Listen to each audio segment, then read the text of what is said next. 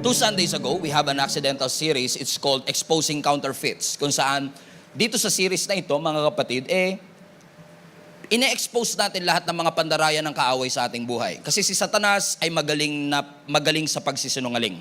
He's a good liar. At ang ating objective, i-expose ang lahat ng schemes at strategy ng kaaway upang tayo sa ating future ay magkaroon ng pagdedesisyon na tama for us to, for each and every one of us to be saved in making not just a stupid decision, but a decision that we will regret for the rest of our lives. At sa week 1 ho ng series na ito, pinakita ng Panginoon yung mga importanteng principle na kailangan nating malaman na hindi lahat ng bagay na meron sa ating harapan, kailangan nating i-entertain, kundi kailangan nating maging discerning, magkaroon tayo ng ability to see the thing behind the thing, upang ang mga bagay na ginagawa ng Panginoon sa ating buhay, malakaran po talaga natin. And last Sunday, pinag-usapan naman po natin yung blessings of discernment. Na hindi lang gusto ng Diyos na magkaroon tayo ng puso at ng spirito na marunong mag-distinguish ano ang pinadala ng Diyos at hindi pinadala ng Diyos, kundi makita rin natin ang mga pagpapalang kaakibat pag nagkaroon tayo nito. Amen? Because ang pinagpe-pray natin sa Panginoon is that buksan ng Lord ang ating mga mata for us to see what is behind the scene. Ano ang nasa likod ng job offer na ito? Ano ang nasa likod ng pintuang nakabukas ngayon? Ano ang intensyon talaga ng taong ito na lumalapit sa akin? Napakahalaga meron kang discerning spirit para malaman mo, ito ba'y nandaraya, nagsisinungaling, o meron talagang malinis na intensyon? Bakit to? Hindi lahat ng proyekto para sa iyo, hindi lahat ng opportunities para sa iyo, hindi lahat ng manliligaw para sa iyo, hindi lahat ng pintong nakabukas ay para sa iyo, dahil hindi lahat ng pinto ay tamang pinto. Yung ability natin to spot what is counterfeit and what is fake is crucial sa destiny natin as a Christian, bilang mananampalataya ng ating Panginoon. Sabi nga po ng Proverbs, chapter 3, verse 21, ito po yung text natin last Sunday, re-recap ko lang mabilis para maalala pa po ninyo. Sabi ng verse 21, "My child, do not lose sight of common sense and discernment. Hang on them." Pwede niyo po ba akong sabay-sabay basahin ito, mga kapatid? Help me out a little bit. Verse 21, "My child, don't lose sight of common sense and discernment. Hang on them." 22, "For they will refresh your soul. They are like jewels on a necklace. They keep you safe on your own way, and your feet will not stumble." 24, "You can go to bed without fear, and you will lie down, sleep soundly." We all want the benefits of that discernment. Gusto na, kaya sabi ni Apostle, ng writer ng Proverbs sa atin, huwag niyong kakaligtaan. Kailangan maging aware kayo sa inyong common sense and discernment kasi may blessings itong kaakibat. And last Sunday, yung point number 1 natin, isa sa mga proof of our maturity is discernment. That's the first blessing of discernment. Kapag ikaw ay merong discernment, amen, it is a sign of your spiritual maturity. Kasi yung kakulangan natin ng spiritual discernment is actually a sign of our immaturity. The more you grow in your faith with God, the more na nagiging malinaw ang tunay na intention ng mga tao at mga bagay na nasa iyong harapan. Pangalawang blessing ng discernment, point number 2 last Sunday, is that the discernment can change your future. So it's very important na ipanalangin natin sa Panginoon na magkaroon tayo ng wisdom. Sabi naman ng James, "If any of you lack wisdom, ask the Lord." He's generous sa pagbibigay sa atin ng wisdom in order for us to choose the right thing. And sabi ng pinag-aralan natin last Sunday, kapag ikaw ay nagkaroon ng discernment, the ability to see what's behind the scene, the ability to see the thing behind the thing, pag nakuha mo yan, it can literally change your future. And because of time, di natin natapos ang point number 3, and I believe it's a blessing as well, kasi yung point number 3 magiging kompletong message na today. So ang ating point number 3 at ang title ng message natin today, Discernment Brings Alignment. Everybody say alignment. Naniniwala ako na may purpose ang Panginoon sa bawat individual na nabubuhay dito sa mundong ito. Amen? Bawat sa katabi mo sa kaliwa, sa katabi mo sa kanan, may layunin at purpose ang Lord kung bakit Kanya nilikha. Kung bakit Kanya nilagay sa trabahong yan, bakit Kanya nilagay sa eskwelahan na yan, may layunin ng Panginoon. Hindi ko alam, pero siguradong alam ng Panginoon. Ibig sabihin, bawat isa sa atin may assigned place, assigned spot ang Panginoon na gusto niyang magstay tayo doon upang gamitin tayo ng Panginoon to be a source of blessing, a source of His Word sa mga taong nakapaligid sa atin. At yung pag-accept mo sa katotohanan na merong assigned place ang Diyos sa iyo is critical for your spiritual development. Because the moment na niyakap mo ang iyong assignment kay Lord, at the moment that you get into an alignment with God, let me repeat, kapag dumating yung pagkakataon na niyakap mo na may assignment ka, at kapag tinanggap mo na kailangan mong maging alayon sa Panginoon, dun lang magkakaroon ng sense ang lahat ng pinagdaanan mo sa buhay. The moment that you accepted Jesus Christ as your Lord and Savior, you are not just become a member of the church. The moment that you place yourself, your life in Jesus Christ, you become a missionary. And every missionary requires a mission field. Everywhere you are as a Christian, that is your mission field. Your family is your mission field. Your school is your mission field. Your offices are your mission field. And you are the missionary. You're not just a member, you are a missionary. And I'm telling you this, kasi gusto kong ipaalala sa inyo na hindi po nangako si Lord na buhay ka pa bukas. Maraming pangako si Lord sa Bible na to. Pero never nangako ang Lord, bukas gigising ka pa. Walang pangako si Lord na ganyan. Never niya ipinangako. Never niya inigaranti na buhay pa tayo bukas. Marami siyang ipinangako. Ipinangako niya yung peace, yung joy, ipinangako niya yung provision, ipinangako niya yung protection, pero hindi niya pinangako, bukas gigising ka pa. In fact, sabi ng Panginoon, huwag kang magyayabang kasi hindi mo alam kung ano mangyayari bukas.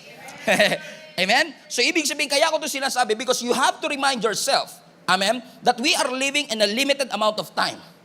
That our days are numbered. And since our days are numbered, bilang ang ating buhay, hindi natin alam kung kailan tayo kukuhanin ng Panginoon.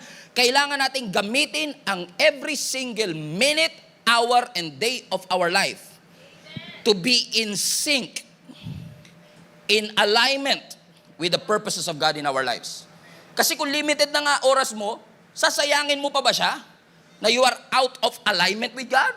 O kung alam mong limitado ang oras mo, real quick with sense of urgency, gugustuhin mong bumalik doon sa assignment na pinapagawa ng Panginoon sa iyong buhay. Amen, Pastor. Marami sa inyo din nakakaalam, bago ko naging pastor, musician ako ng church. No? And as a musician, especially back in 2004, 2005, iba ang teknolohiya noong unang panahon kung ikukumpara mo sa teknolohiya natin ngayon. And through the years, talagang yung technology has changed the way we worship God. Noong unang panahon, naalala ko, hindi ko alam kung may nakakaalala pa nito, para makapag-project ka ng lyrics sa screen, kailangan mo ng projector.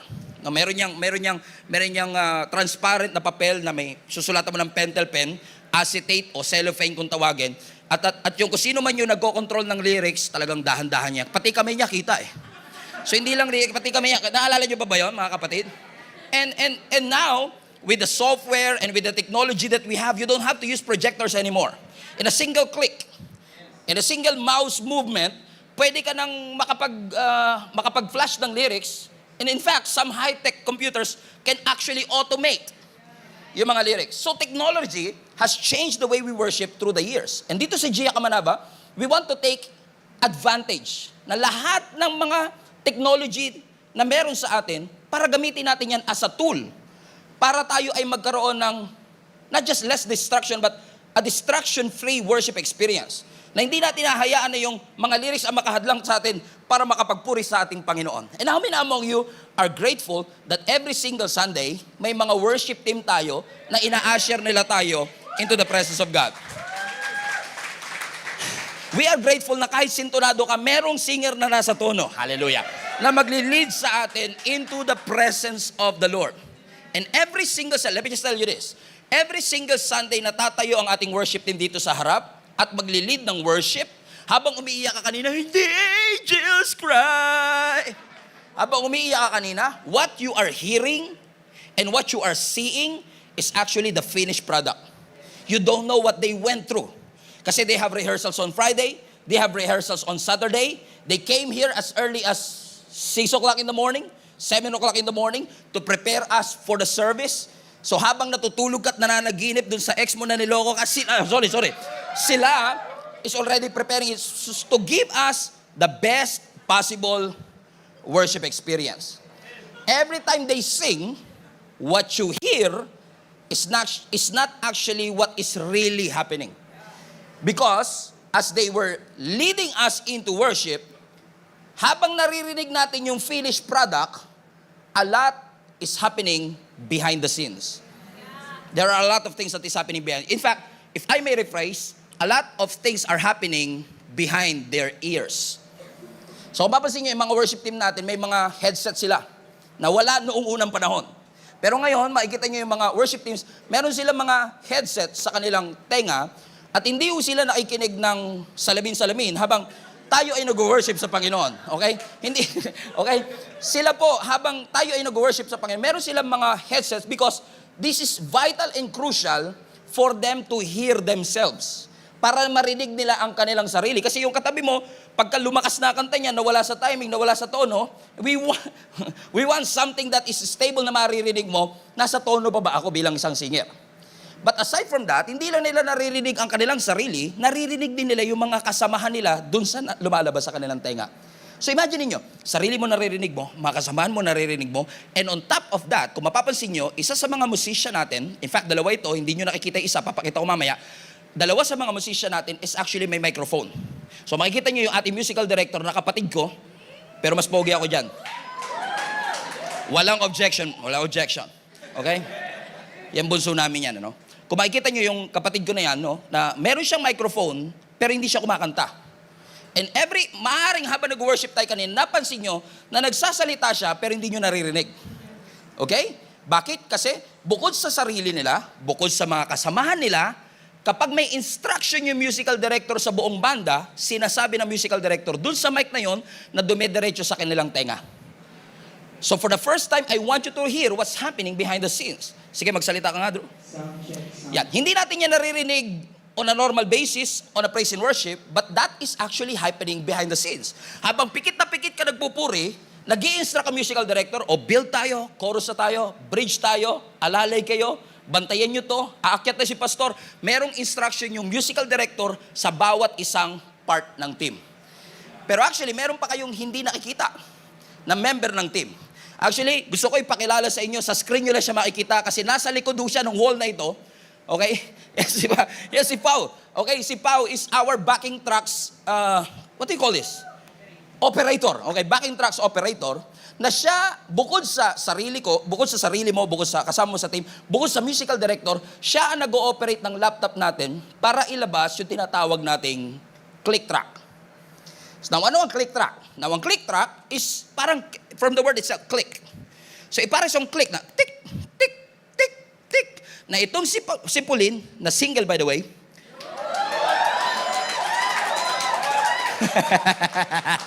nasa likod siya, you don't see her, but she is serving, amen, from the point of not being seen. I love that.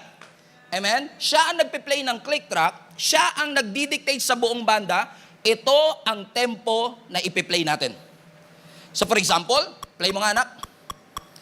So hindi natin ito naririnig sa ating worship experience, but actually, sa kanilang tenga, naririnig nila ito habang sila ay nagpe-praise, habang tayo ay nagpe-praise and worship. Ang tawag dito ay guide. Ang tawag dito is metronome. Itong metronome na to mga kapatid is actually preventing the musicians from getting out of time. Ito ang nagsisilbing guide para hindi mawala sa timing yung buong banda because sometimes in a crowd like this, minsan mahirap marinig yung mga kasamahan. So in order for them to be united and in sync, they have to follow this. We don't hear it, pero the moment na magi-start yung kanta, ipi-play ni Pauline itong track na ito, at ito ang magiging guide ng drummer at ng musician kung ano magiging tempo ng kanta. For example, yung drummer natin papasok. Tik, tik, tik, tik. Narinig niyo? Walang ibang sinasabayin yung drummer, kundi yung click. And then, papasok ang musicians. Hear that? Hear that? Lakas mo yung click track na. Lakas mo yung click track yan. Hear that? It keeps them in sync.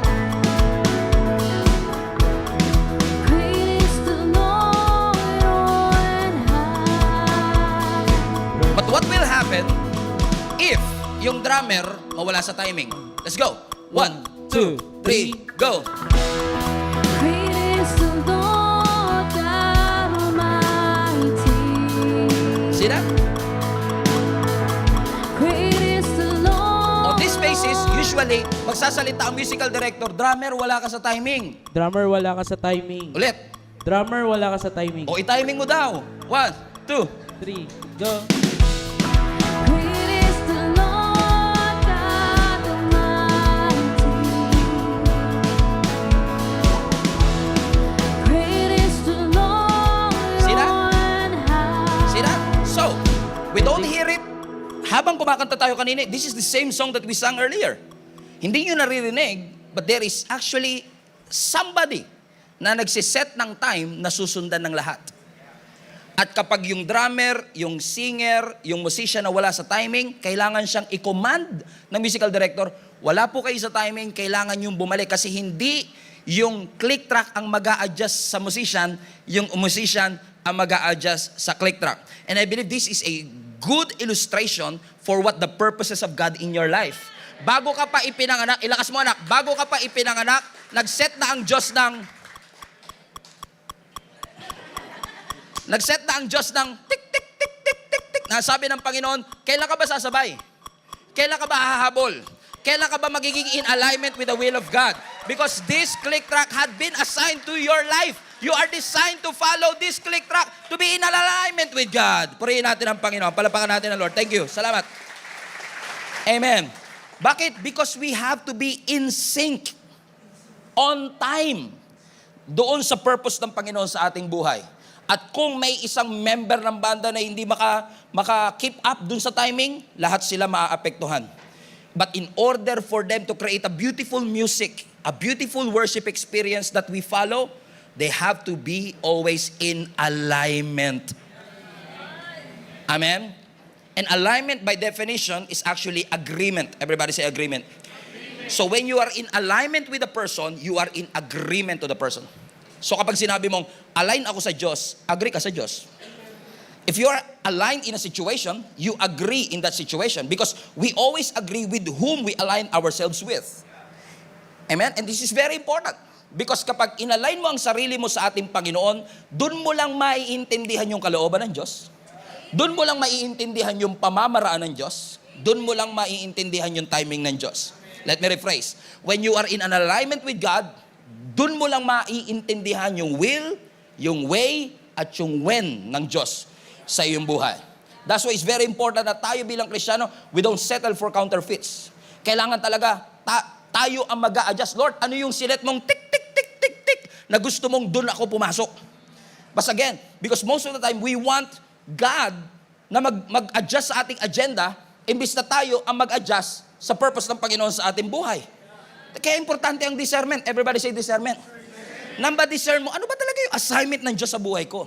Ano ba yung tik, tik, tik? Kasi bawat tao, iba-iba ang tik, tik, tik. May mga tik, tik, tik, tik. May mga tik, tik, tik, tik, tik, tik, tik.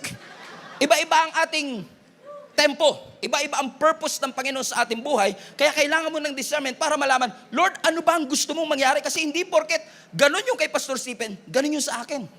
And through discernment, your ability to see the thing behind the thing, yung ability mo to see behind the scenes, doon mo malalaman, inakala mong blessing, inakala mong emotion lang, inakala mong wala lang, jealousy pala, bitterness pala.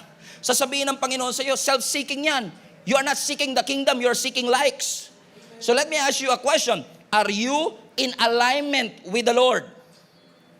That's a big question right now.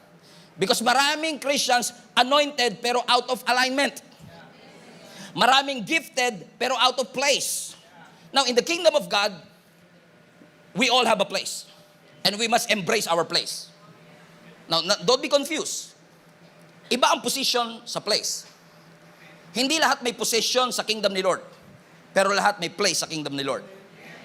And we must embrace. Ano man ang ipagawa ng Panginoon sa atin. Gaano man ka, tik, tik, tik. O, tik, tik, tik, tik, tik, tik, tik. Kailangan nating yakapin ang assignment ng Panginoon sa ating buhay. Amen. Amen. So ang tanong ko, are you in place? Nasa lugar ka ba ng bagay na pinapagawa ng Panginoon sa iyong buhay? Because kung mali tayo at wala tayo dun sa tik, tik, tik, tik, tik ng ating buhay, sometimes, in order for you to get into the right place, you have to get out of a wrong place.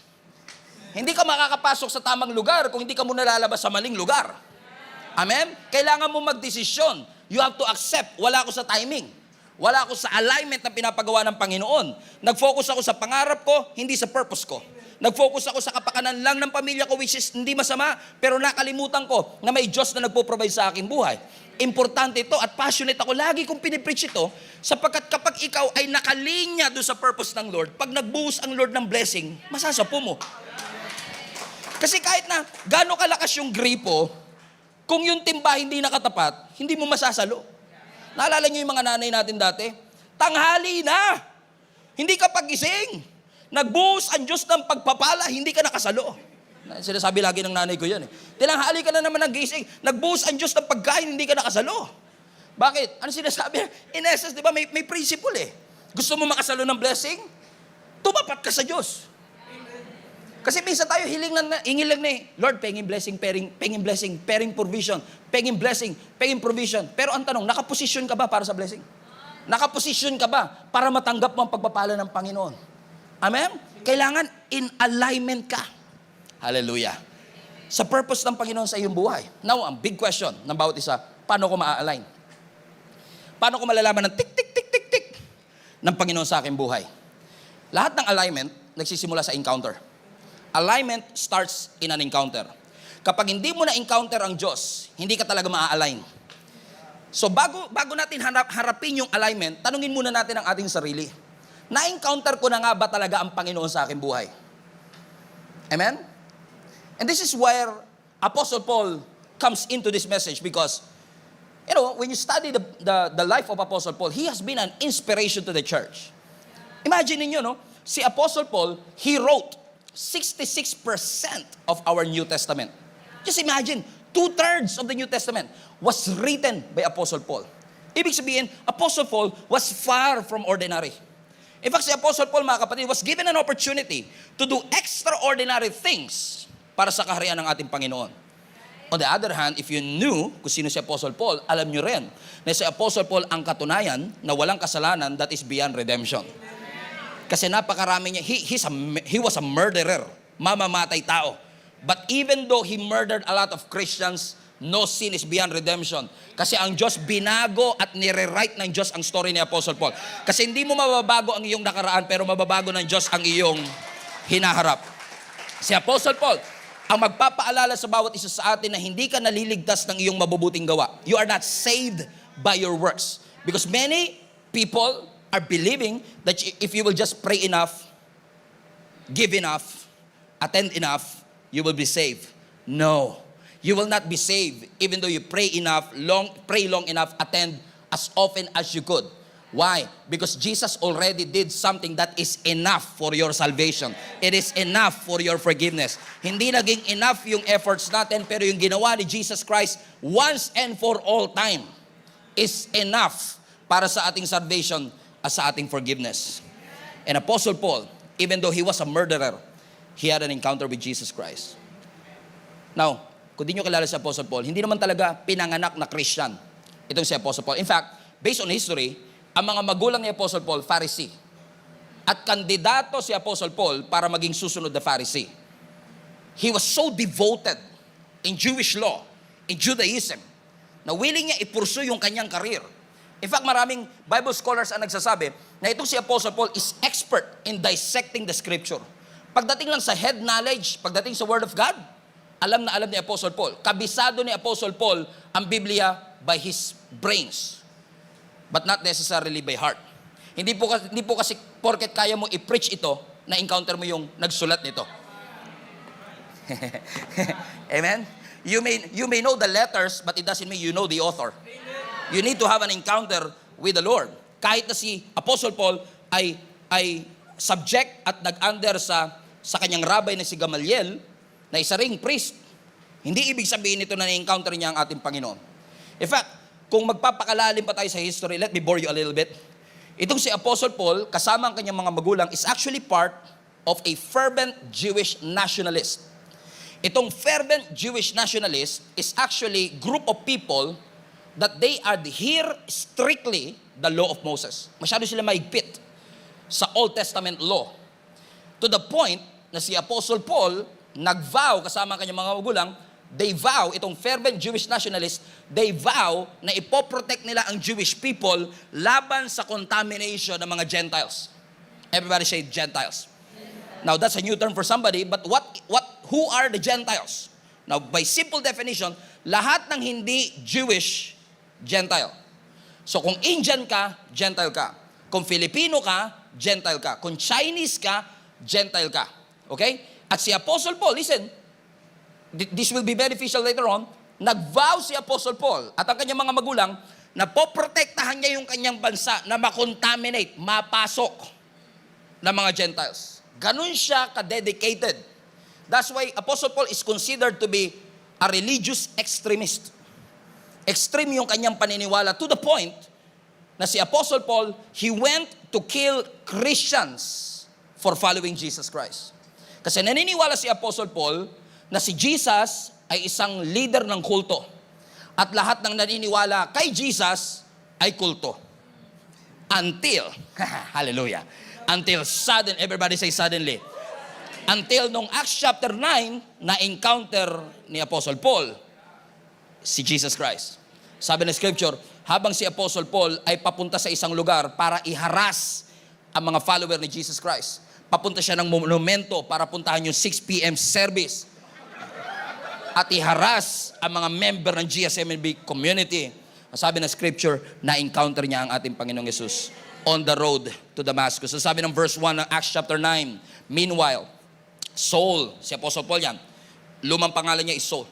Saul was uttering threats with every breath and he was eager to kill the Lord's followers. So he went to the high priest. He requested letters addressed to the synagogues in Damascus asking for their cooperation in the arrest of the followers of the way. Yung the way na yan, bago yung Christians, ang tawag sa mga Christians, the way. Ganda pangalan ng church yun, no? The Way Church. Amen? So we are the way.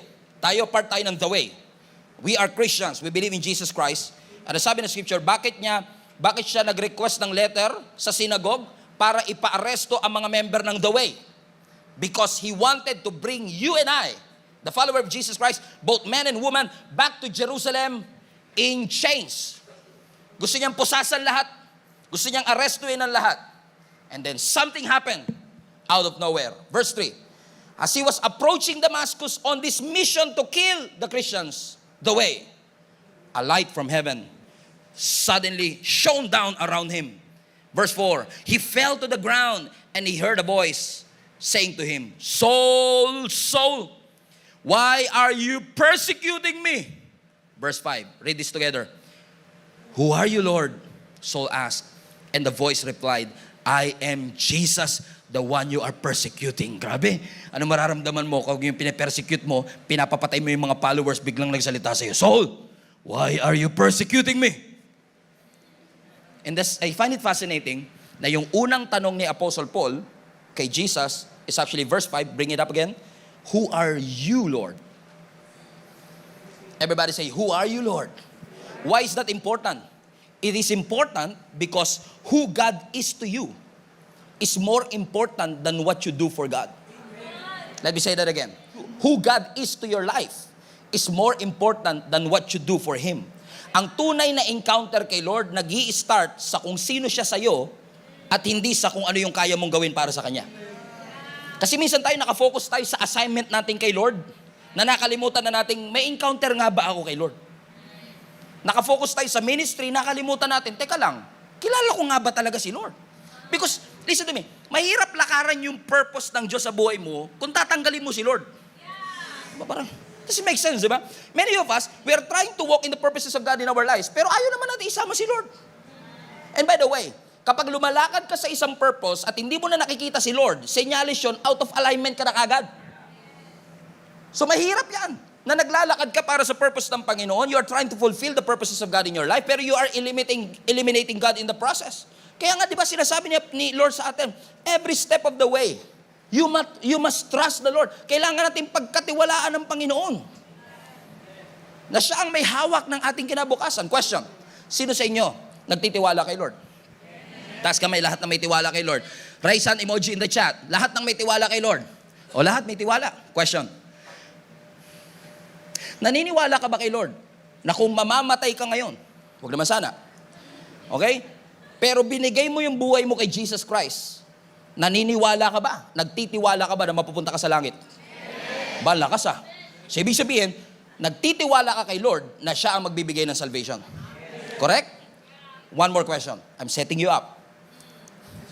Naniniwala ka ba at nagtitiwala ka ba sa Panginoon na kapag humingi ka ng kapatawaran, papatawarin ka ng Diyos? Okay. So, naniniwala ka kay Lord sa salvation? Naniniwala ka kay Lord sa forgiveness? Pero bakit yung karir mo ayaw mo pagkatiwala kay Lord? Bakit yung finances mo ayaw mo pagkatiwala sa Panginoon? Bakit yung mapapakasalan mo ayaw mo ipagkatiwala sa Panginoon? Alam niyo kung bakit? Minsan yung pagtitiwala natin selective eh. Kumbinsidong-kumbinsido ka, sa langit ako pupunta. Kumbinsidong-kumbinsido ka na pinatawad ka ng Panginoon. Pero bakit hindi ka convinced at peace na hawak ng Diyos ang kinabukasan ng ating buhay? Ibig sabihin, we don't really trust God enough.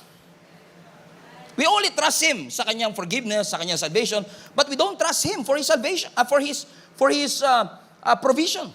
We don't trust God na siya mag-aalaga ng ating career.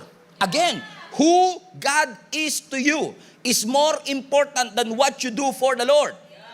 Huwag tayo, lalo sa mga kasamahan ko naglilingkod sa Panginoon, those who are joining us online as well, na minsan masyado tayong caught up at masyado tayong busy sa ginagawa natin sa church, na hindi na-miss na natin yung presensya ng Diyos. Na-miss na natin yung encounter sa Panginoon. Masyado tayong assignment focus na wala na tayo sa alignment sa ating Panginoon. Kabisado natin kung paano mag-operate ang ministry, pero hindi natin kabisadong pumasok sa presensya ng ating Panginoon. Mahal na mahal natin ang ministry, pero mahal mo pa ba talaga ang Panginoon? Gusto mo ng service? Ayoko quiet time. Isang malaking bangungot, mga kapatid. Now we claim that we work for the Lord, pero we don't reflect His nature because we don't have an encounter with the Lord. Tatandaan nyo to, kapag tinanggal mo si Lord sa equation ng buhay mo, the harder you go, the farther you go, the emptier you will feel. Pag wala si Lord, mas malayo nararating mo, mas magiging empty pakiramdam mo. Tatandaan nyo to, hindi mapapagtakpan ng success ang emptiness. Hindi. Kasi minsan tayo masyado tayo focus, gusto ko mag-succeed, only to find out na nung nakuha mo na yung bagay na pinapanalangin mo, ito na pala yun. So success doesn't feel successful. You know why? Kasi pangarap lang siya eh. Hindi siya purpose. Ang tunay na satisfaction ng tao, nasa purpose. Yun yung the reason why you exist. And if you eliminate God in the process, pinupursu mo yung purpose mo, pero tinanggal mo ang Panginoon sa iyong puso, magugulat ka. Nasa iyo na yung blessing, takot ka. Tignan niyo to ha. Mayaman ka na. Wala mayaman? Okay.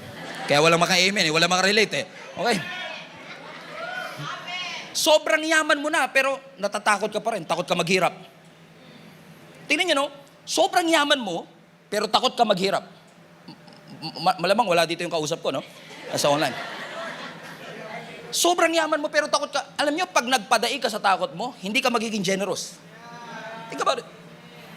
Mahirap pa ka magbigay, mahirap pa ka mag-support kasi baka maghirap pa baka mawala itong yaman na to. So you have the money, but you don't have peace. May kama ka pero wala kang tulog. May pagkain ka pero wala kang appetite. Hallelujah. Bakit mga kapatid? Success doesn't feel successful. So let me ask you a question again. Meron ka ba talagang totoong encounter sa ating Panginoon? Not judging you ha?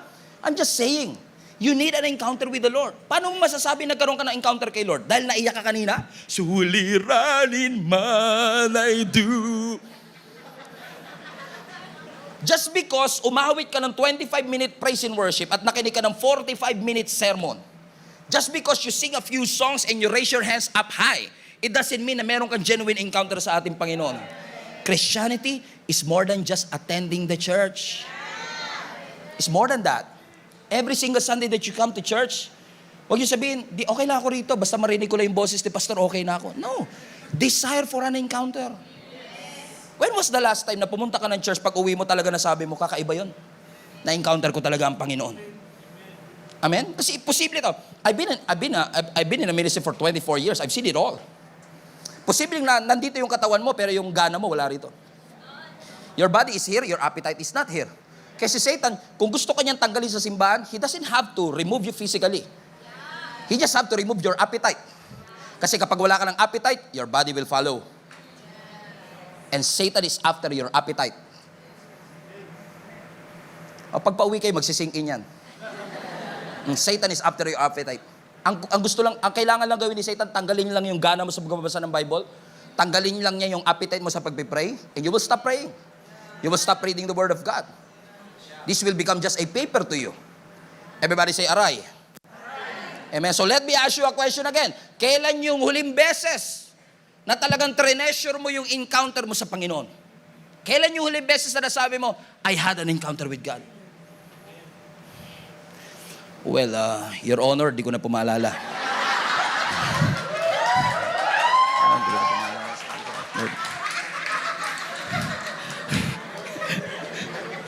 Hindi ko na pumaalala kung kailan, Lord eh. Kaya ako yung pastor that I'm really advocating all of you to read your Bibles.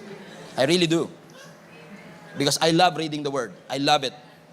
I love studying the Word. Naniniwala ko, nandito ang secret ng wisdom. Nandito ang secret ng direksyon, ng purpose ng ating buhay. Amen? And don't get me wrong. When you read this, make sure that you will encounter the Lord when you read this. Yung pag nagbasa ka, parang nabuhay talaga yung Bible. Hindi lang siya basta papel.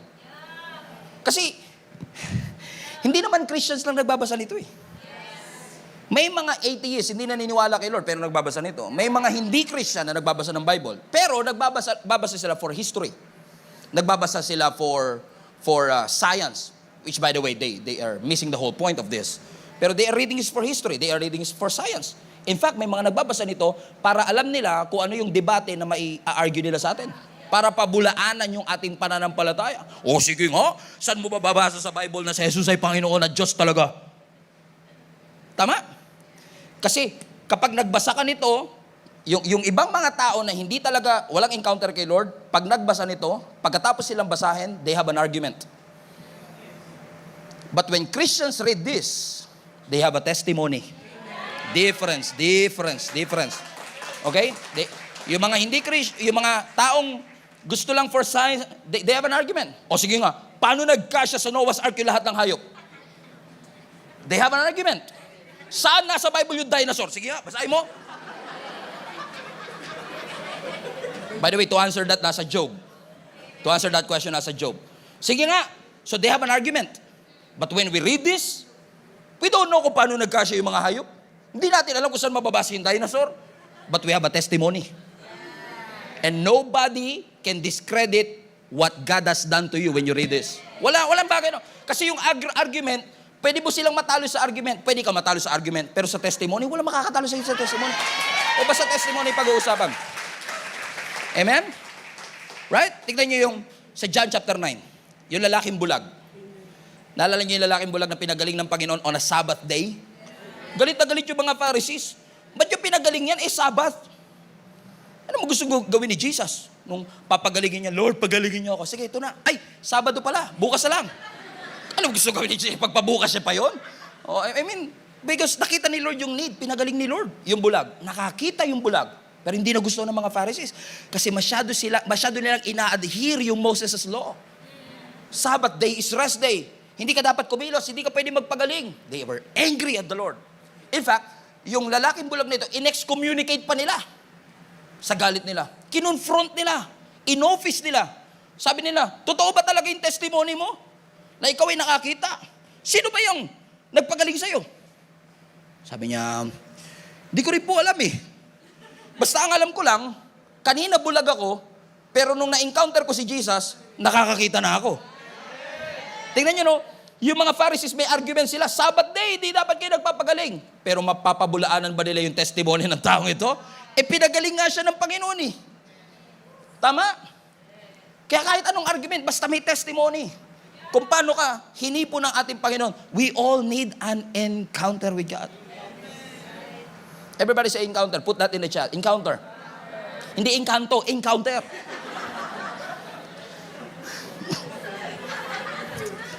And listen to me. I say this seriously, ha? Maaaring hindi mo gusto ma-encounter si Lord. Pero si Lord, willing siya ma-encounter ka. Gusto niya ma-encounter ka. Amen? For what purpose? Because He will show you what He meant Why are you existing in the first place? Which leads us to point number 2. When you encounter the Lord, encounter is followed by an assignment with God. Magkakaroon ka ng assignment. Pag na-encounter mo, tsaka ka lang magkakaroon ng assignment. Hindi ka magkakaroon ng assignment pag di mo na-encounter sa Lord. Magkakaroon ka lang ng assignment kapag na-encounter mo ng Panginoon. Si Apostle Paul, na-encounter niya ang Panginoon. Sabi ng verse 5, Who are you, Lord? Verse 5, Acts chapter 9. Sabi niya, Who are you, Lord? Saul asked. And the voice replied, I am Jesus, the one you are persecuting. And then in verse 6, watch this. Now get up and go into the city. Assignment.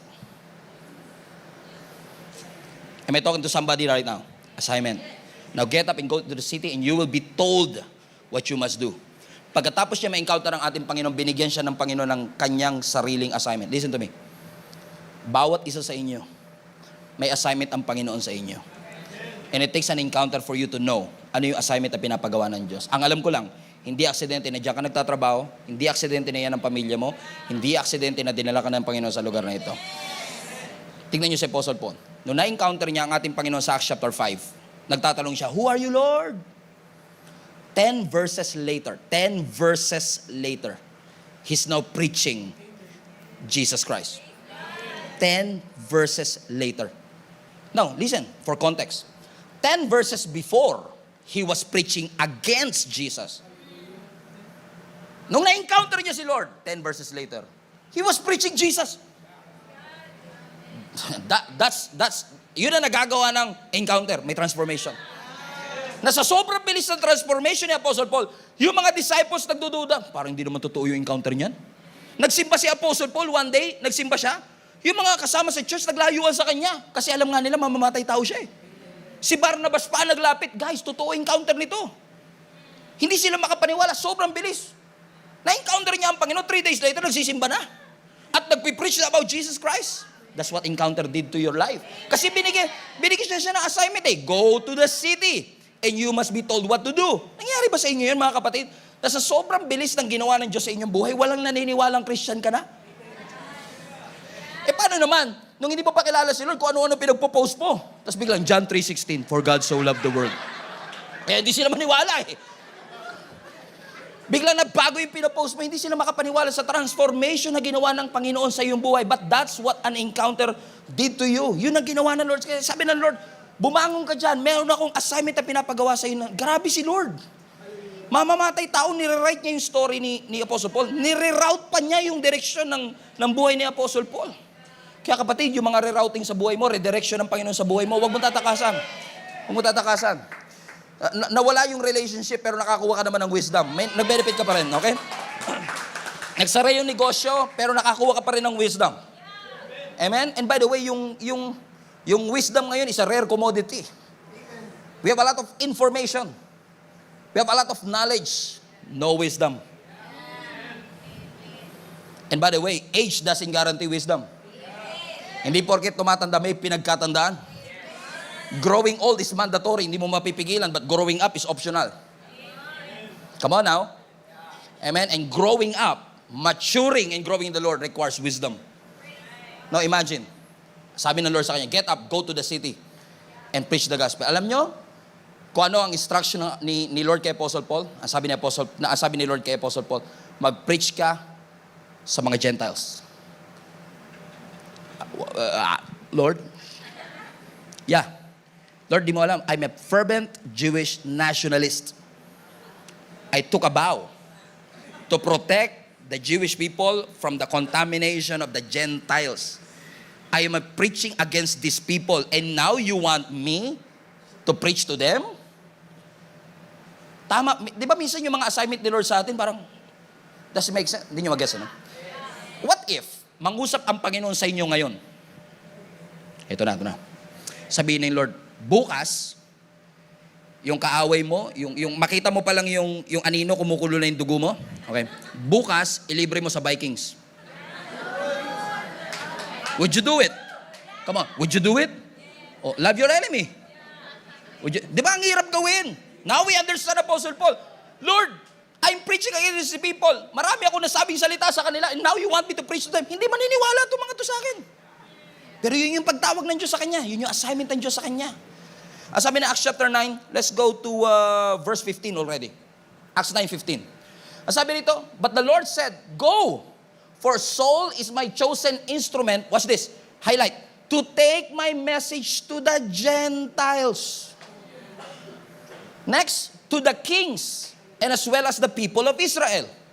Now, hindi siya pinagbabawalan ng Lord na mag-preach sa people of Israel, pero ang tawag dito, prophetic order. Ang unang assignment niya, Gentiles muna, then kings, then Jewish people. You know what Apostle Paul did? Ibibigay ko na lang sa inyo kasi we don't have time to study everything. Alam mo ginawa ni Apostle Paul? Because, again, he's mahal na mahal niya Jewish people. In fact, masyado na silang selfish sa Jewish people. Ayaw nilang i-share ang gospel sa ibang bansa. Gusto nila kanila lang yung pag-ibig ng Diyos. Na in John 3:16, for God so loved the Jewish people that He gave His only begotten Son. Amen? They so loved the Jewish people. Even si Apostle Paul, nag-struggle siyang sundin. He tried to preach sa mga Jewish people at hindi siya makahanap ng breakthrough. Alam niyo kung bakit? Out of alignment. Kasi ang tunay na assignment niya, you must preach the gospel to the Gentile first. That is the prophetic order. Now, mali bang mag-preach ako sa Jewish people? No. Pero hindi porket ginagawa mo para sa Diyos, ginagawa mo ang kalooban ng Diyos. Right? Hindi porket ginagawa ko to para sa Diyos, ay nagagawa ko ang kalooban ng Panginoon sa akin because we have a specific assignment. Kaya dapat tayo dito, lalo sa Gia Kamanaba, we should be mission-oriented. Lord, anong mission? Go bear fruit, fruit remains. Punoy ng langit. Lord, yes. We're going to share the gospel no matter what. Kahit hindi ako mapansin, kahit nandun ako sa likod ng wall, kahit wala nakaka-appreciate, wala nakakakita sa akin, I will do it for the mission. Kahit walang position. Mas matimbang ang mission kesa sa position. Naalala niyo sa Exodus 17? Si Moses, nung si Joshua ay nakikipaglaban sa mga Amalekites. Amen? Ang sabi ng scripture, buong araw na nakikipaglaban ang Jewish people sa Amalekites, na nakagain sila ng momentum, na nanalo sila. Everybody say, momentum. So nagka-gain sila ng momentum, nananalo sila. Ang problema, lumulubog na yung araw. And no. Pag lumubog yung araw, magdidilim. Usually sa gera, pag dumilim, humihinto yung gera muna. Noong unang panahon. Kasi wala silang night vision. Humihinto ang laban. So sa takot ng mga Jewish people na mawala yung momentum nila, pinag-pray nila sa Panginoon, Lord, i-extend mo pa yung araw. Because we want to win this fight right now. Amen? And we can only win this war through you. So sabi ng scripture, hindi naman makakalaban si Moses, kaya ang ginawa ni Moses, imbis na humawak na espada, umakyat siya ng bundok kasama si Aaron and Hur at doon sila nanalangin sa Panginoon. Tawagin ko yung mga Aaron and Hur ko, si Gab, si MJ, tsaka si Genesis. Palapakan natin itong tatlong ito. Parang ayaw nyo na pumalakpak ha. Hindi kasi... Hindi ba kamukha ni Moises? Sino ba si Moises dito? Si Gab naman si Moses. Okay, si Moses. So sabi ng scripture, habang nakikipaglaban si Joshua with the Amalekites, ginawa ni Moses, ni Aaron, tsaka ni Hur. By the way, kapatid niya si Aaron. Umakyat sila ng bundok to pray for them, to intercede for them. Nahawak-hawak ni Moses yung kanyang staff, yung kanyang tungkod. Na sabi ng scripture, nung tinataas ni Moses yung kanyang tungkod at nananalangin sa Panginoon, nananalo yung sila Joshua sa baba ng bundok. Kaya wag tayo masyadong mayabang ha. Hindi lahat ng success mo dahil sa prayer mo. Minsan may mga success sa buhay mo na bunga ng mga taong nagpe-pray para sa iyo. Na kaya ka nagsasucceed sa baba kasi may mga taong nananalangin para sa iyo. Na hindi lahat ng answered prayer mo, bunga ng prayer mo. May mga answered prayer ka na bunga ng prayer ng nanay mo sa'yo, habang tulog ka, pinagpipray ka nila, habang tulog ka, nag-speak sila ng blessing sa'yo, prayer ng mga pastor mo, prayer ng mga leaders mo, kaya huwag mong suluhin yung credit. Hindi lahat ng answered prayer sa buhay mo dahil sa'yo. Kaya mo nakuha yon because somebody is praying on your behalf. However, with this position, magkakulaan ito. Kakataas niya ng staff. This is the mission. Na sa sobrang ngawit ni Moses, na ibababa niya yung staff sa ngawit niya, at pag bumababa yung rod, natatalo sila Joshua sa baba. So na-realize ni Aaron and Hur, ang sikreto pala, kailangan lagi nakataas yung rod. So ginawa nila ngayon, sinuport nila ngayon si Moses. Okay? Ito ang mission eh. Kahit mahirapan sila, pero ito ang mission, for the sake of the mission, we will do it. But, for the sake of the mission, you have to be in this position. Now, you don't understand. Nung unang panahon, walang deodorant. Come on now. You don't want to be in this position kasi nung unang panahon, walang Rexona. Walang Rexona nung unang panahon. Listen, desert, wilderness, walang shower, si Moses nakataas ang kanyang kamay, may umaalinghas. Joke. May umaaling. You don't want to be in this position. Pero kung si Hur, for example, o si MJ, sasabihin niya, ang baho naman dito. I want the mission to succeed, but I don't like my position. So iiwan niya ngayon yung kanyang posisyon, at pag iniwan mo yung iyong posisyon kasi naging mapili ka, yung mission mag-jeopardize. And listen to me. And we are in a generation na masyado tayong concerned sa position, na nakakalimutan na natin na jeopardize natin ang mission ng Panginoon. May assignment ang Diyos sa'yo. Ang assignment mo hindi nakapwesto. Kahit saan ka ilagay ng Diyos. Lord, punuin ang langit, sabi na Lord, Iraq. Sa Iraq ka. Why? For the sake of the mission. Kahit anong position, kahit hindi ako napapansin, hindi ako nakikita, I will do it for the Lord. Assignment ng Diyos. Amen? Thank you so much, everybody. Amen? Because the more conscious you are with your position, the mission will be jeopardized. So si Apostle Paul, sabi niya, sige, kahit nakaaway ko yung mga Gentiles, pipreach ko ang gospel. 7 chapters later, he was preaching the gospel now. Are you excited? This is where it gets interesting. Sabi ng Acts 9 plus 7, 9 plus 7, 16. Acts 16. 7 chapters later, Acts 16. Ginawa na ni Apostle Paul yung pinapagawa ng Panginoon. But something strange happened. Ang sabi ng verse 6, Acts 16 verse 6. Next, Paul and Silas traveled together through the area of Phrygia and Galatia. Highlight this part. Because the Holy Spirit had prevented them from preaching the word in the province of Asia at that time. Wait. Lord, di ba sabi mo, i-preach ko ang gospel sa mga Gentiles? Yung Asia ba? Gentiles? Yes, most of it. Gentiles. So Lord, kung nag-preach naman ako sa Asia, bakit mo ako pinapunta ng Phrygia at Galatia? Na para bagang ginawa ko naman yung gusto mo, pero ba't pinigilan mo? Why? Because not everything that you do for God is God's will for your life. Pinigilan siya. Nagpipreach lang siya sa Asia, sabi ng Lord, huwag kayo dyan. Punta kayo sa Phrygia. Punta kayo dito sa Galatia. I don't want you to preach in Asia. Sabi, look at that part, at that time. Amen? So nung bawal na sila sa Asia, nag-divert sila. Verse 7. Then coming to the borders of Mysia, they headed north for the province of Bithynia. Highlight this part. But again, the Spirit of Jesus did not allow them to go there. Now let's recap. Sabi ng Lord, mag-preach ka sa Gentiles. Yes, Lord. Mag-preach kami sa Asia. Huwag dyan. Okay. Preach kami sa Bithynia, which is Gentiles too. Huwag dyan. Ano ba talaga, Lord? Asia is good, but Asia is not God. It looks good, but it doesn't mean it's God. Amen? It may seem like a good thing, but the question is it a God thing? Hindi lahat ng good for us is idea ng Diyos. Hindi lahat ng good idea ay God idea. Amen? Which leads us to our last point of the day.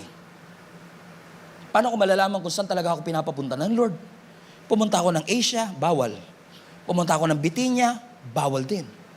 Alam niyo kung bakit? Kasi yung tunay na assignment mo can only be confirmed through discernment. Babalik pa rin tayo sa discernment. The ability to see the will of God in our lives.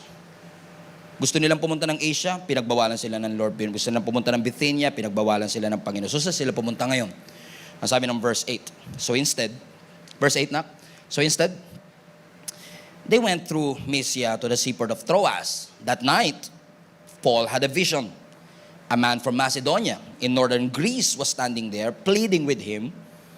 So sa vision, may isang Macedonia na lalaki na nakikiusap sa kanya, come over to Macedonia and help us. Vision lang to, ha? Pero sabi ng verse 10, so dahil sa vision na natanggap ni Apostle Paul, we decided to leave for Macedonia. So, bawal sa Asia, bawal sa Bithynia, nagpunta sa Macedonia. Immediately, watch this, having concluded that God was calling us to preach the good news there. Finally, aligned na sila kay Lord. You know what happened in Macedonia? Apostle Paul preached in Macedonia, nakapag-establish ng isang simbahan. And by the way, if you want to preach generosity, one of the biggest theological truths about generosity is found in 2 Corinthians, na ibinida ni Apostle Paul ang Macedonian church for being so generous, that if not for this obedience, maaaring wala tayong 2 Corinthians. Amen? Bawal sa Asia, bawal sa Bithynia, bakit Macedonia? Alam niyo kung bakit? Kasi makita nyo sa Macedonia, nakakita siya ng vision. May mga taong nag-aantay na sa kanila for help. Kaya pinagbawalan sa Asia, kaya pinagbawalan sa Bithynia, kasi hindi pa hinog yung harvest. Hindi sinasabi ng Lord na bawal ka na doon. Hindi sinabi ng Lord na no, sinabi niya lang not now. So hindi porket sinabi ng Lord na not now, pinagbabawalan ka na ng Panginoon. At hindi porket dinelay, dineny. Delay is not denial. So sinasabi lang ng Panginoon, baka mamaya yung ipinaglalaban mo, hindi naman nag-no si Lord. Sinasabi lang ng Lord sa'yo, hindi pa hinog yung Asia. Hindi pa hinog yung Bithynia. Unahin mo muna yung Macedonia kasi yung prophetic order mo, Gentiles, Kings, Jewish people. Ang prophetic order mo, gawin mo muna ang pinapagawa ng Lord sa'yo, yung assignment na ipinagkaloob sa'yo ng ating Panginoon, and you take the gospel to the Gentiles right now. And then after that, you will go back. Kasi alam niyo kung bakit? Kasi darating ang panahon, na babalik ka pa rin talaga sa pagtawag ng Diyos sa iyong buhay. Babalikan mo pa rin. In fact, marami sa atin, dahil sa takot natin, dahil sa frustration natin, tinakasan natin yung assignment natin. Right? Amen? Pero what if ngayon, kinakausap ka ng Panginoon? Balikan mo. Nandun yung alignment mo eh. Tinakasan mo. And you think escape is freedom? Escape is not freedom. Yung tinakasan mo na yun. Hindi yun, I feel free. No, you're not. Ang tunay na freedom is actually your ability to say no. You have to finish the assignment that God has for you. And I don't know who is this for. I believe strongly in my spirit na may mga tao right now na tinakasan nyo yung talagang assignment ng Panginoon sa inyong buhay because it's difficult, because you've been frustrated, you made a mistake. But God is calling you today. Go back to your alignment. Kasi ang assignment mo, madidiscern mo lang,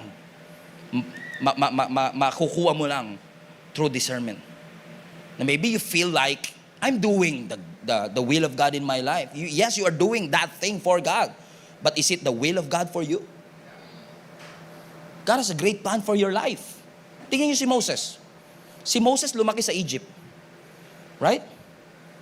In fact, hindi naman siya Egyptian. Jewish. Si Moses, inampun siya ng prinsesa ng Egypt. Remember that story? Yes. At nung inampun siya ng prinsesa ng Egypt, lumaki siya sa Egypt, adopted siya ng prinsesa ng Egypt. Pero siguro napansin niya, iba yung eyeliner niya sa mga Egyptian. Kasi iba yung mas tingkad yung mga eyeliner ng Egypt. Sabi niya, parang iba yung eyeliner ko ah. Nahalata niya yung Jewish siya eh. At nung nalaman niya yung Jewish siya, one day, habang naglalakad-lakad siya, nakikita niya yung kanyang kababayan na minamaltrato ng mga Egyptian. Di niya napigilan yung kanyang galit. Moses to ah. Si Moses na nagdala sa mga Israelis from Egypt to the Promised Land.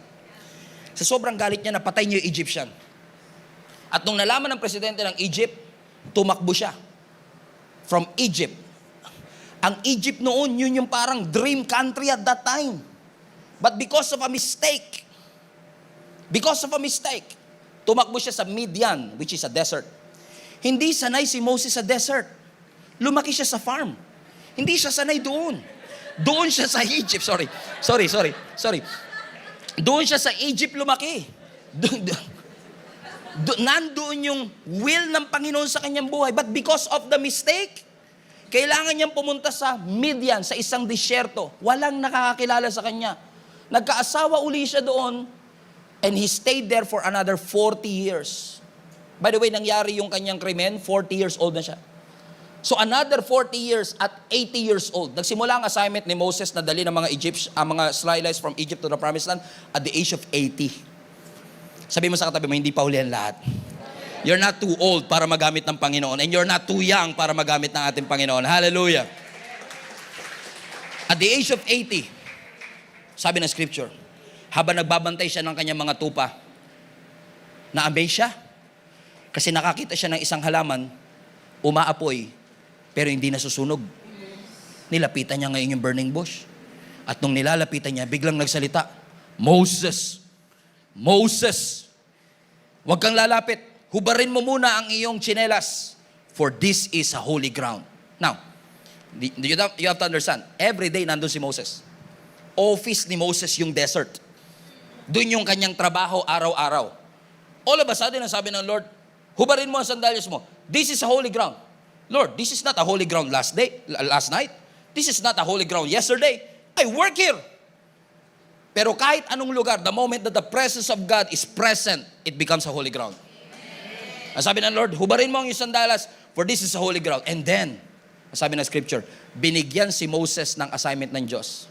Guess what? Ang sabi ng Lord kay Moses, go back to Egypt. Now for us, whoa, what a promotion. Balik tayo sa farm. Sa lupa. Balik tayo dun sa land na mayaman. Balik tayo sa Egypt. But for Moses, it's not a promotion. It's a nightmare. Because alam natin sa Egypt nangyari ang kanyang kasalanan. He killed an Egyptian in Egypt. And God wants him, go back. What if God is calling you right now to go back to the place na tinakbuhan mo? Kasi hindi yung tik, tik, tik, tik, tik ang mag-a-adjust sa gusto natin. Hindi yung tik, tik, tik, tik, tik ang mag-a-adjust sa pagtakas na gusto natin. Ang gusto ng Panginoon, yung agenda natin ang mag-adjust sa tik, tik, tik, tik, tik na purpose ng Panginoon sa ating buhay. Huwag ka matakot bumalik. Sasamahan ka ng Panginoon. Hindi inaantay ng Lord na maging perfect ka. Bumalik ka sa paglilingkod. He's not calling you to perfection. Alam natin sa buhay natin may mga areas of pride na kailangan i-realign.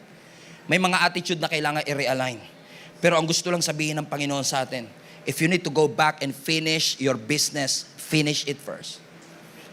Kasi gusto kong maging align ka sa Diyos. Listen to me. Kasi hanggat hindi ka nakalinya sa kalooban ng Diyos, hindi mo mararanasan yung blessing na kakakibat ng pagsunod mo.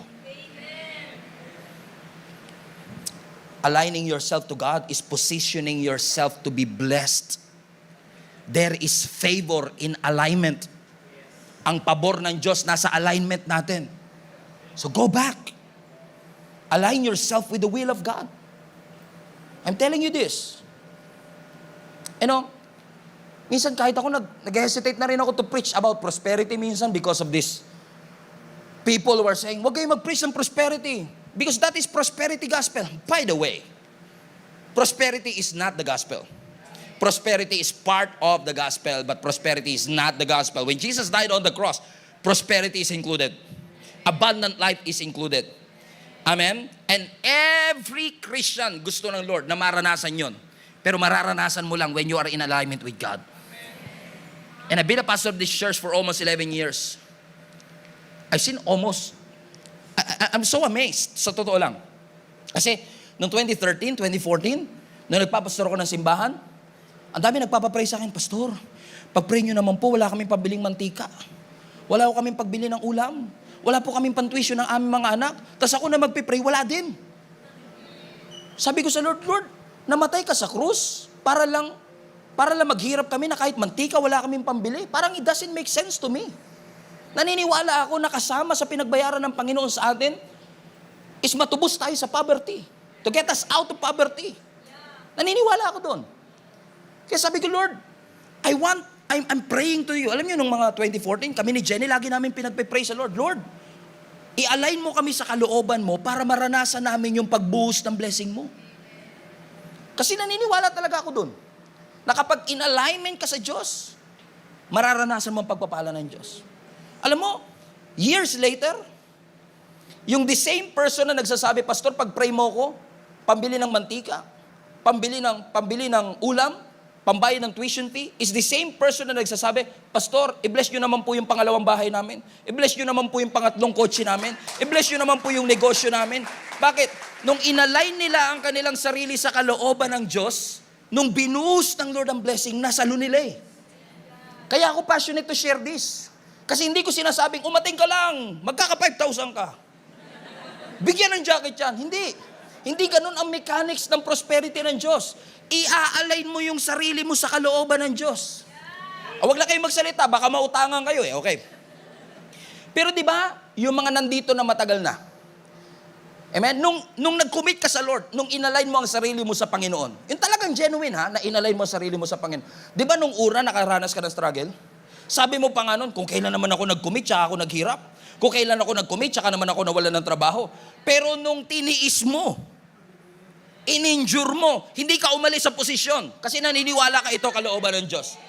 Pagkatapos ng resistance, pagkatapos ng trial, napagtagumpayan mo, and now nagugulat ka sa mga pagpapala ng Diyos na bumubuhos kasi hindi ka umalis sa alignment mo sa ating Panginoon. Let me just preach to you mga kapatid. Once na nagstay ka dun sa kalooban ng Diyos, I'm telling you this, guaranteed, you will experience the blessings of God flow through your life. Flow through your life. Because when you align yourself with the will of God, you will experience all that He has created you to be. Lahat ng gusto ng changes sa kanilang buhay, taas nyo ang inyong makamakay. Every head bow, every eye closed. Lord, we are coming to you today because we want to come into an agreement, alignment, that what you have for us is what's best for us. Alam ko maraming area ng buhay namin na kailangan i-realign. Maraming parte ng buhay namin na kailangan i-correct. Pero we believe that aligning ourselves to you and to your will is positioning ourselves for all the things that you have bled and died for at the cross for us. So as we raise up our hands, Lord God, itama niyo po kami, Lord. Ibalik mo kami, Panginoon, dun sa alignment kung saan dapat kami tumutungtong. Sa lugar kung saan dapat kami nakapwesto para maranasan namin lahat ng ipinangako niyo po sa amin. Allow us to have an encounter with you. Allow us to fulfill the assignment that you have for us. And allow us, Lord God, to have the revelation of who you are in our lives so that we can discern, Lord God, the assignment that you have for us, which is a secret, Lord God, I believe, so that we, each and every one of us, will receive all the blessings that you have for us. And so for many years, Lord God, nakatulad kami ni Moses that we are trying to run away from the purposes of God, for the purpose that you have for us. Natakbo ng takbo kami sa wilderness and expecting a blessing. Patawarin niyo kami, Panginoon. Because I believe the blessing can only be found in your will. Ibalik niyo kami, Panginoon. Ibalik niyo kami sa assignment namin. Ibalik niyo kami sa pinapagawa ninyo sa aming buhay. So that each and every one of us will step out, Lord God, and finally broke through sa lahat ng bagay na aming ipinapanalangin para sa iyo. Lord, you know my heart. I genuinely pray for each and every one who was listening under the sound of my voice and those who are raising their hands right now. Lord, i-reveal mo sa kanila yung assignment that you have for them and allow them to do it with all humility. Magawa po namin yung assignment na pinapagawa mo and allow us to be in a position where we can freely receive all the blessings that you have for us. In Jesus' mighty name, I pray. And I pray that you will receive. Everybody say, I receive it, Lord. I want to be in alignment with you. Ibalik mo ko, Panginoon, sa tamang landas para maranasan ko lahat ng bagay na gusto mo iparana sa aking buhay. We honor you, God. We thank you. In Jesus' name we pray. Everybody shout. Hello Global Family, thank you for watching. If this message have impacted your life, please consider subscribing. Let us know in the comments what God spoke to you today. Where are you streaming from? Or how can we pray for you? We pray in Jesus' name that we will continue to advance God's kingdom through the spreading of His Word through this online platform that we have. If you want to support the ministry of Jesus is Alive community, I want to encourage you to support financially and give. Go to our website, gsmnb.com/give, for you to know all the ways that you can support this ministry. I hope to see you soon. God bless you.